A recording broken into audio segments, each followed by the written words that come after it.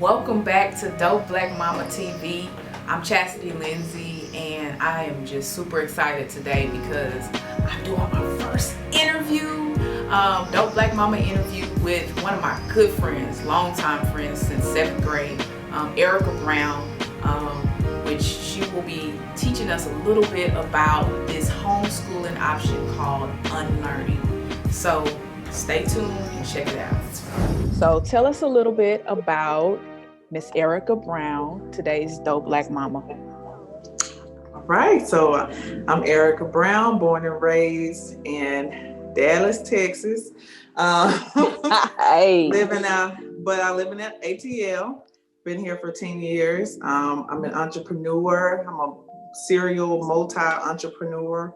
I work in real estate. I'm an agent, an investor, educator, and then my husband and I, we also own a property management company. So all things centered around real estate. And then also I'm a homeschool mom as well. So wow. Well, tell us about your boys. A little bit about your boys. So I have 3 boys. Lawrence Jr., we call him LJ. He is 12, almost 13. He is 6 feet tall. Crazy. Size 13 shoes. Crazy. I have a 10-year-old named is Jackson. And then a 9-year-old named Camden. And so 3 boys, super busy house. We're not working on a girl. That's normally what people say. I'm good. Lawrence has a different opinion on that. It does. In theory. I think in theory it sounds good to have a girl, but in reality we pass that. So yeah, so 3 boys. I'm gonna open that up again, huh? Right, nah. They're all about 2 years apart. Man, I remember that season of every what? You say a couple years? I would get that call or text. Yeah, I'm pregnant again. What? You just got again? But hey, man, I admire that because you got it on out the way, and now I'm in the thick of it, and I'm calling you like, what do I? I know. I'm like, let's go on vacation. You like, girl, I got a nurse. I'm like, what? Nurse? You forgot, man. You forgot. So. The pandemic has hit, and it's caused a lot of moms parents in general, to explore different options. You had it right, moms. Moms, right. Parents, right. But moms have, I think, been the most impacted. Yeah, of course. But I'm trying to be inclusive, Lord Jesus. But we're faced with that challenge of trying to figure out if we just basically looking at different options. Majority people do public schooling, and then we've always had people do homeschool, and there's so many different options, and you actually enlightened me on a different option that I wasn't aware of, which we'll talk about later. But tell me about your experience of public school with your boys, and prior to the pandemic, and having to kind of make that decision. Yeah, for sure. So both my husband and I both went to public schools. We grew up going to public schools. So, that's our kind of history and mindset. You and I met at public school. Yeah, public school. Yes. L-Town, Lancaster. L-Town. Not Lancaster, Lancaster. Lancaster. And previously, when we moved to Atlanta, we done public school for 1 year, and then we did public charter. So my kids had been since kindergarten in a public charter school here in Atlanta, in a very well-known charter system called KIPP, but they have in Houston and other places too. And our experience has been, it's been great overall. Like our teachers, we've been fortunate to be in a really good KIPP school, and our teachers have like loved on our kids, and from a support standpoint, it's been great, but each kid has their individual quirks, right? And so the oldest being the oldest, he's self-starter, motivated. He just, you don't have to really stay on him. All the boys have went through their like phase of getting in trouble and all that kind of stuff, but they eventually grow out of it. Right. So my older one grew out of it and adjusted to the expectation of school and has been thriving.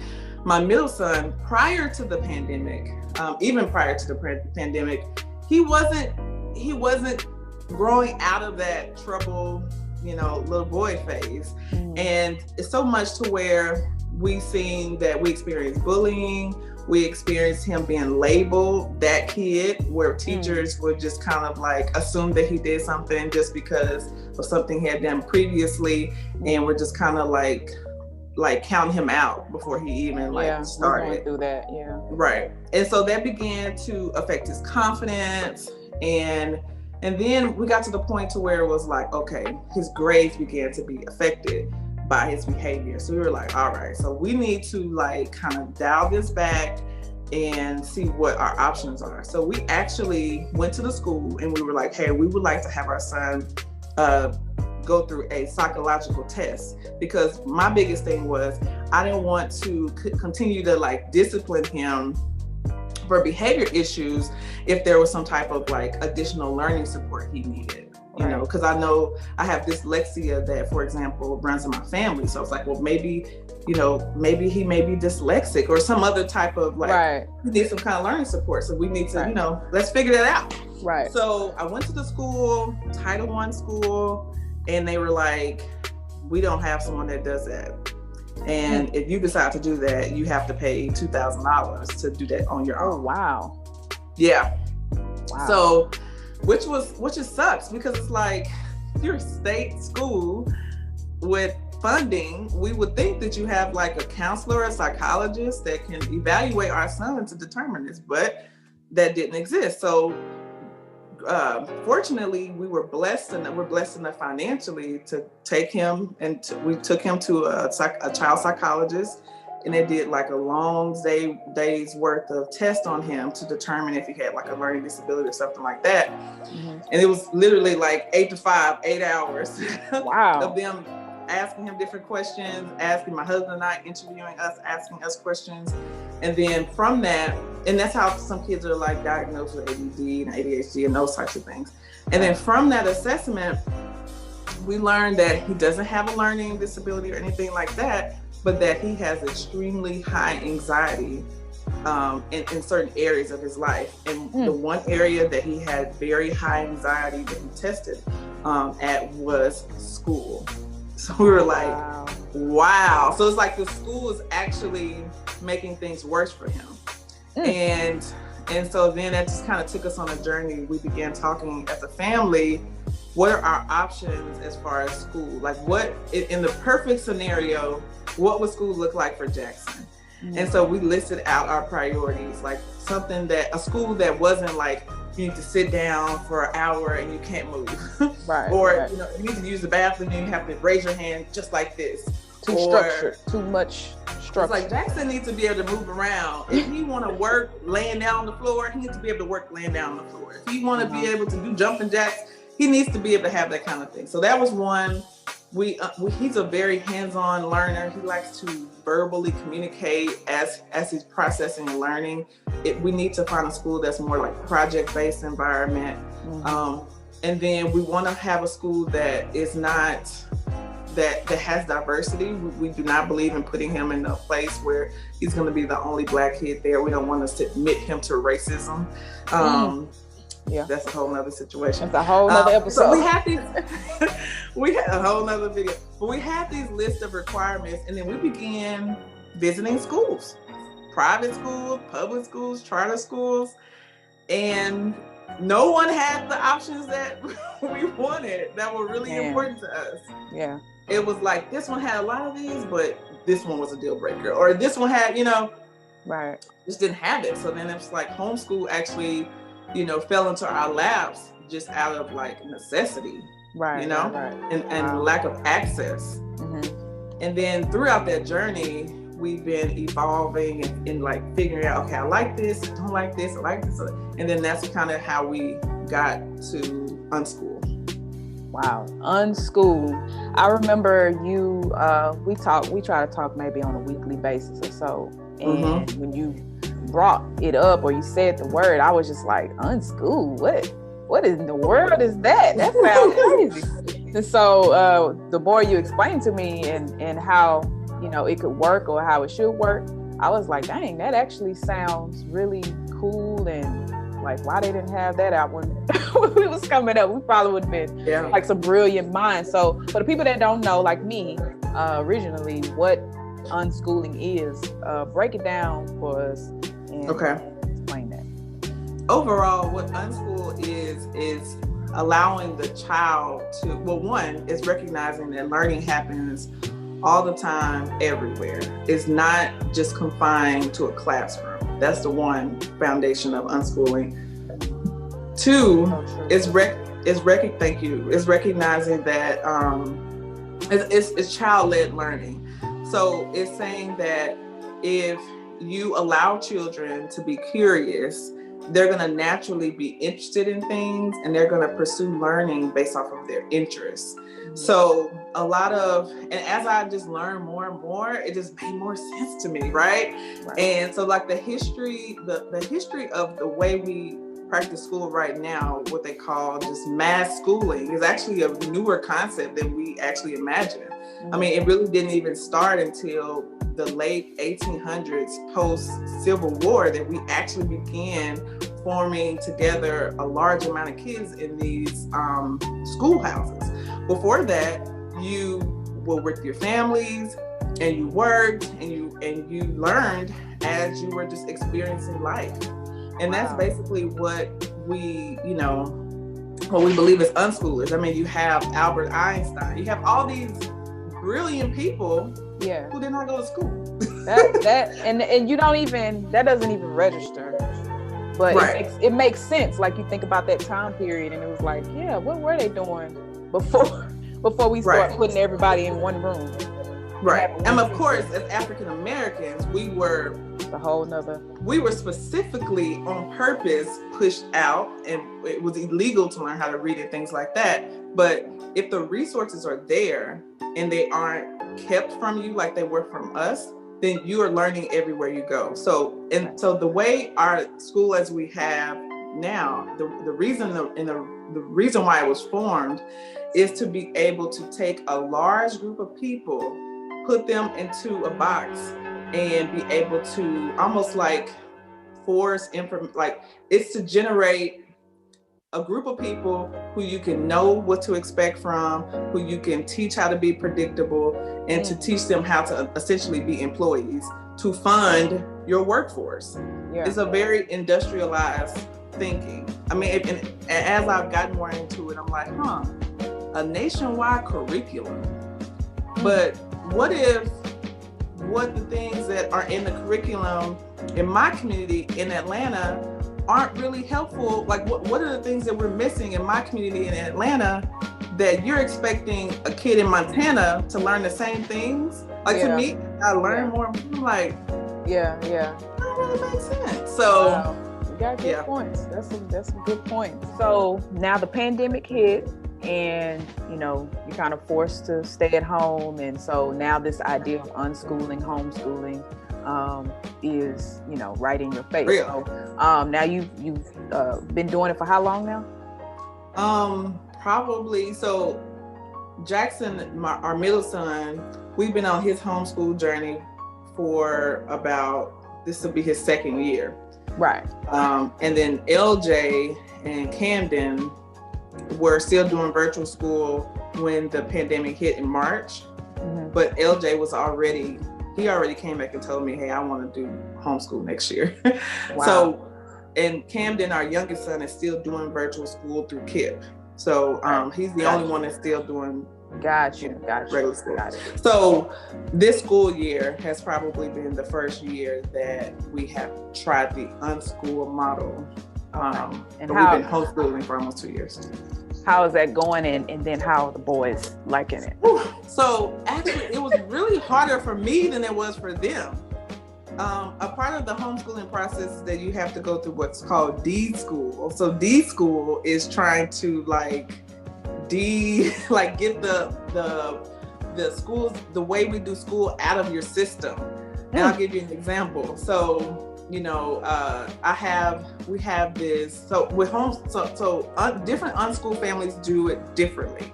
Some people are just kind of like full on, learn through experience, learn through play. But some people like, hey, let's make a curriculum available to the kids and allow them to choose what's important to them, and then build on that. So there's not like a right or wrong way. Gotcha. But my kids have access to a virtual curriculum that they have access to certain subjects based on what they're interested in to work through. And so they were working through some of the virtual learning work. And then I was just like, oh my gosh, you got a 50. Why'd you get a 50? And I was so focused on the grade, but I was not focused on like the comprehension of what they were learning. And then I'll give you another example. It was after Labor Day, I remember. And I had this whole plan for my son for the week that, him and I discussed some things that he was interested in. And we had this whole plan for the week. And it was the day after Labor Day. And we were just we were at our little pod and we were doing school.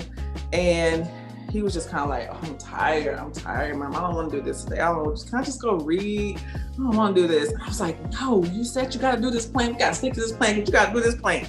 And I was like, you know what? What was wrong with the boy reading? He's still learning. But I had that school that mindset, structure, that curriculum, that structure that we got to hit it this way. And if learning isn't done this way, then it's not learning. Yeah.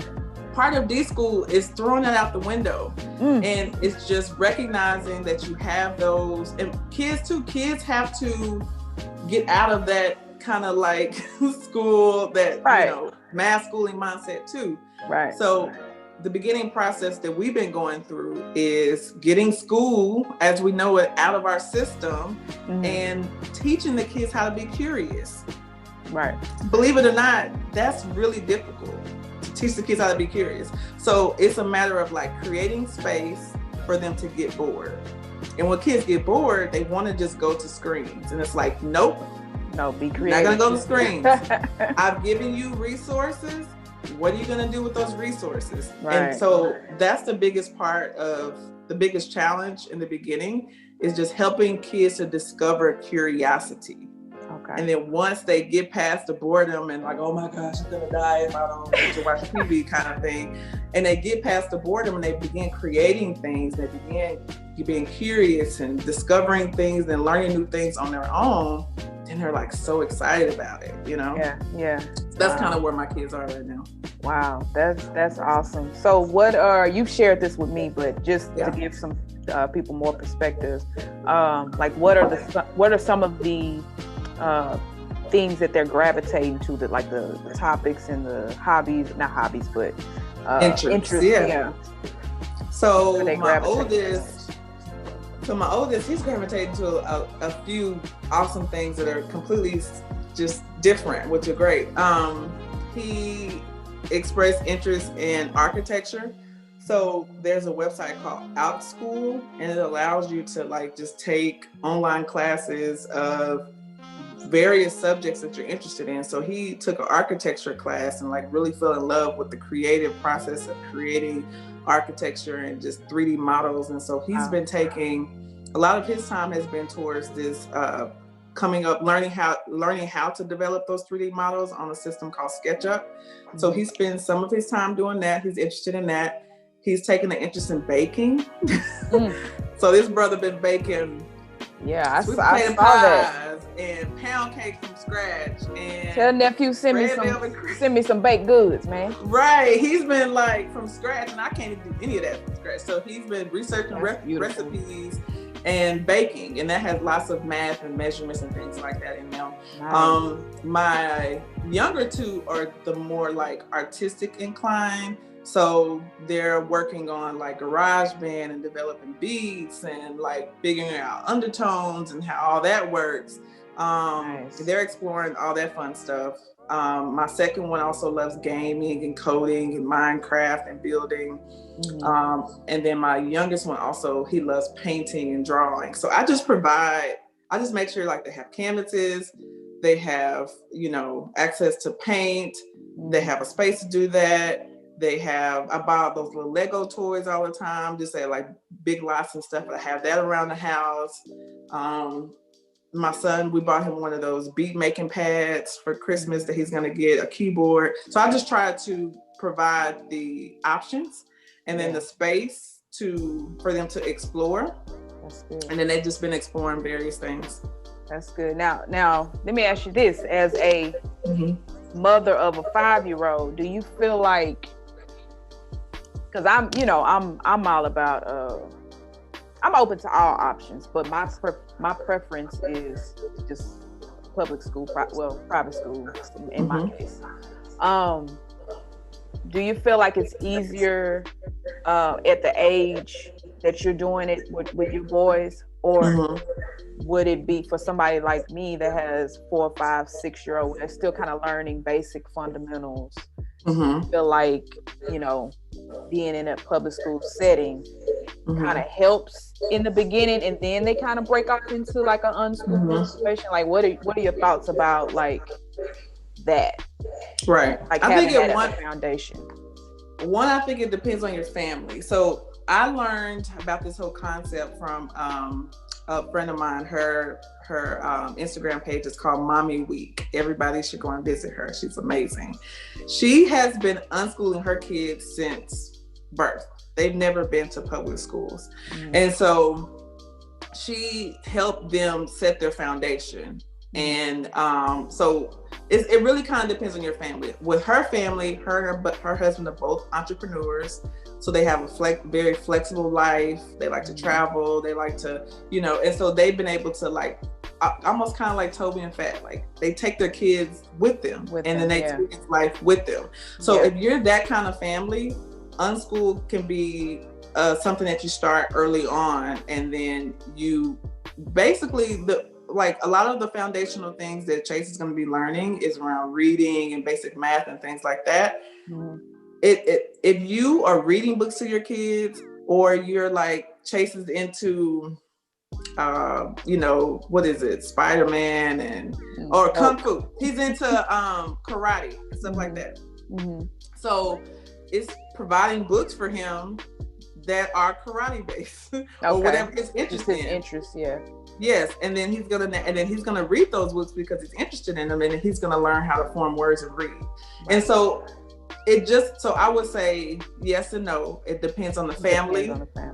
And what your overall, just values are for your family. So I think patience plays a part too. It is. Because I'm a former teacher, and I don't have the patience to sit with I get too frustrated, and I don't want to inflict that on my child personally. Like, yes. And then so some of the things I'm the same way. So we can come from, especially you being a former teacher, everything has to be packaged in this short amount of time, but it's not like that in real like life learning, right? So that's true. So if I can just read with you today, and just our individual time is just like me reading with you this book, and that's all we do, and everything else is you learning by just experience in life, then that's learning. That's fine. It doesn't have to be packaged in this kind of teacher. And that goes with model. That mindset. Yeah. I would probably struggle with that. I would struggle, because that's really how like my whole family is educators, are educators, counselors. So that's all I knew or know. Right. So this is, interesting for me to even explore the option, because I am, the more you talk to me about it, I'm like, maybe down the line I might be, open to this. So let me give you an example. So how like when you were younger, you love music, right? And music was it had just been like so amazing to you. Yeah. Did it take somebody coming to you and teaching you how to be a DJ to become a DJ? No, I went out and learned. What'd you do? How did you become a DJ, Chastity? Man, I just definitely didn't learn it at school. I surrounded myself around other DJs, asked questions, looked it up, YouTube, read books, got me something, explored, touched. So I get your point. I get your point. Okay, I got you. You just made that connection for me. Thank you for tying that in for me. So that's really good. Yeah. Yeah, it's allowing your kids, it's supporting your kids and allowing them to explore. So honestly, I do some things with them, but it's actually been cool because I just kind of provide the resources and they go off and learn on their own. And I just check in and ask questions and, help them self-discover. Wow, that's good. So I had another question, but I think I already know the answer based on our conversation. Even after this pandemic has been long gone, you're going to continue this on out throughout. Because now it's so a part of like how we move as a family, like just like you guys are. We're very much so like if the table isn't there, we'll build it, we'll create it, we'll like find the wood. Right. Yeah, absolutely. Yeah. So it's just like that's just kind of like it's a part of our DNA now. Like we just like one of my sons was like, "Hey, I'm gonna go work today with Dad." I was like, "Okay, cool, go work today with Dad," and he learns different things when he's working with him. Tomorrow's like, hey, let's go hiking. We learn through, and and I'm always conscious asking them questions, challenging them, And so it's just so deep a part of like our DNA as a family now, especially being entrepreneurs and just those kind of people to where it makes sense. Like, so my one son that actually is still doing school is like struggling with still being engaged in school because he's like, I already know this stuff. Why am I wasting my time doing this? I could be doing X, Y, Z. So I have to keep him and he's not. Wow. I have to keep him engaged. Because like on Fridays, they were like doing a dance party. And he was like, Mama, I want to go play basketball with my brothers. Can I go? I was like, sure. So yeah. No, it makes a lot of sense. This is definitely a good option to consider for sure. Now, this is my last question. You wear a lot of hats, like you mentioned in the beginning. You wear a lot of hats. You are ADD, just like my husband, can't sit still. I always got a project going. I always got something happening. How in the world do you fit something like that into your busy schedule? Yeah.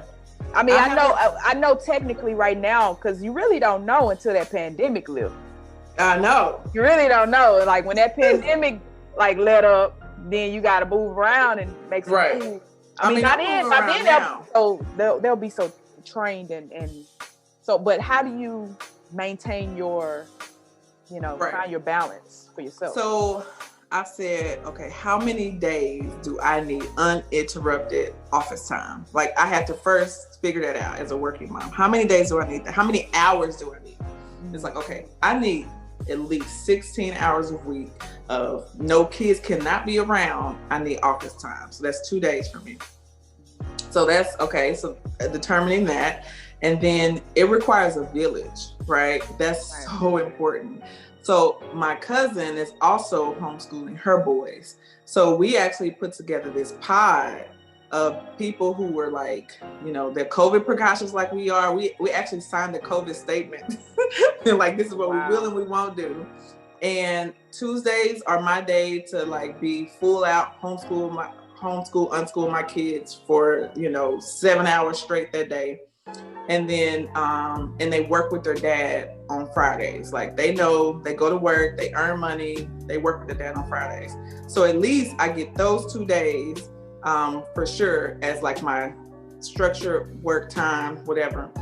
And then the great thing about the pod is I have my day one on and there's 2 other moms. And so we alternate.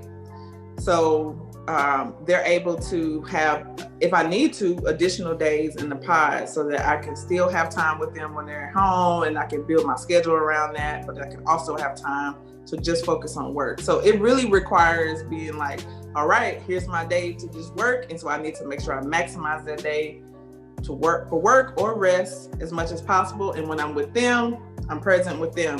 But the great thing about Unschool is that even the days that I'm here working and they're here, they're exploring their curiosity, and I've provided them with the resources that they need so they can pretty much be self-sufficient.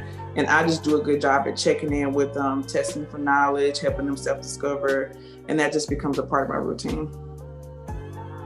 Wow. Well, So it's possible. Hey, but you are one of I do a those lot. type of people that anything is I'm possible. a higher capacity person. Yeah, you are a higher capacity person. Somebody like me, it might stress me out a little bit, and probably because mine is younger too, and I have to be a little more involved. But no, this is really, really good information. I appreciate you sharing all of this with us. Hopefully this was helpful to a lot of people. Some of you might already be homeschooling and didn't know anything about this aspect of it. So, there's tons of resources online, I'm sure. Check out Mommy Week. Mommy Week is her name, right?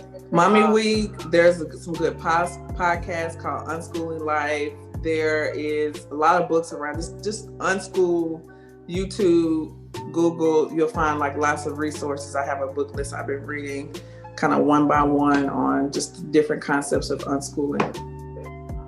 Awesome. Well, thank you. Cool. My first Dope Black Mama interview. Hey. I appreciate you coming on with me in your busy schedule in the midst of everything you got going on. So thanks again, and hopefully this blessed somebody on today. Absolutely. Thank you for having me. Thank you.